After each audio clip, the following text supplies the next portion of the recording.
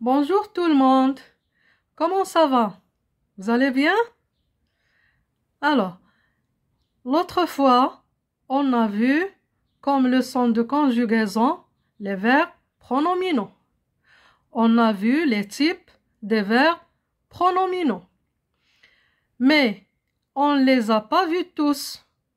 Il en reste quelques-uns et je vais vous les citer maintenant, avant d'entamer la deuxième leçon qui sera l'accord des verbes pronominaux.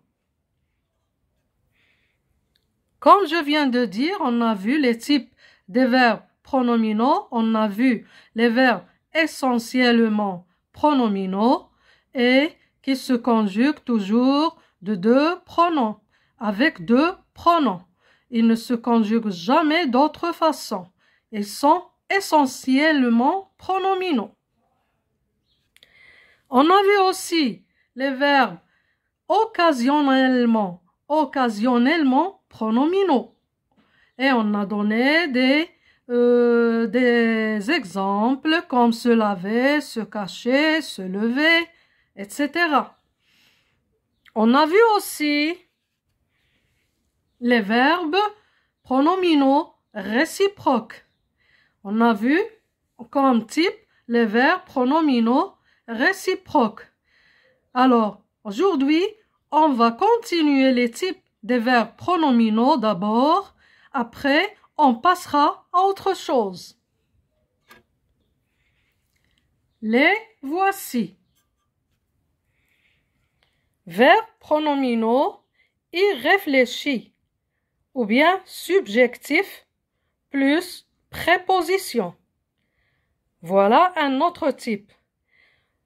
Le sujet ne se fait pas l'action sur lui-même. Exemple. Se moquer de. Quand vous voyez, il y a le verbe se moquer, verbe pronominal, plus une préposition de. Et j'ai donné l'exemple. Ali se moque de son ami. Ali se moque de son ami. Se moque, c'est un verbe pronominal irréfléchi. Il ne se fait pas l'action sur lui-même, sur Ali. Non, l'action se fait sur son ami. On passe à un autre exemple. S'attaquer à accent. S'attaquer, c'est un verbe pronominal irréfléchi ou bien subjectif. Et puis, il y a une préposition à accent. J'ai donné l'exemple, le chien s'attaque à lui. S'attaque, comme j'ai déjà dit, c'est un verbe pronominal aussi irréfléchi. Et il y a la préposition à accent. Le chien ne s'attaque pas à lui-même. Alors, il s'attaque à une autre personne. L'action ne se fait pas sur lui-même. L'action se fait sur un autre. Le chien s'attaque à lui. On passe à un autre type, verbes pronominaux qui ont un sens passif. Le sujet va subir l'action et ne fait pas l'action. On va comprendre avec l'exemple. La gazelle se fait manger par le tigre. Alors, se fait, voilà le verbe pronominal. Se fait. C'est un verbe pronominal passif, de sens passif. Pourquoi passif? Il n'est pas actif, il est passif. Parce que la gazelle ne se fait pas manger par elle-même. Non, la gazelle se fait manger par le tigre. Le tigre qui est un animal sauvage.